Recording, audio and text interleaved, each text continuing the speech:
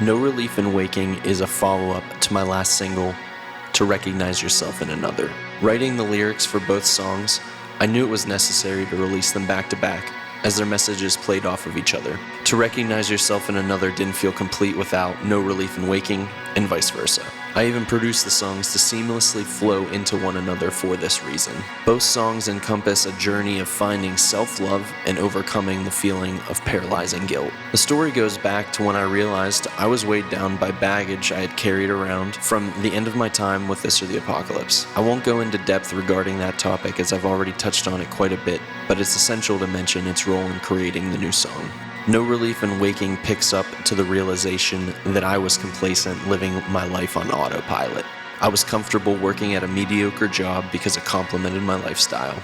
The paychecks weren't the greatest, but I always had money left over. I used my disposable income to fuel my drinking habit, and eventually my mental state began to decline as a result.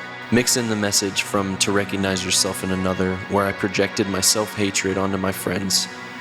Ultimately, I felt trapped and alone. This cycle continued for a while. I was so desperate for change that I even contemplated handing my life over to God again.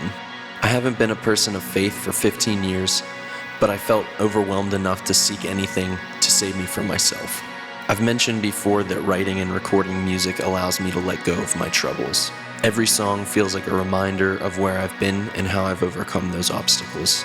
I knew with No Relief in Waking that I had to practice what I preach in the song, and some major changes needed to happen.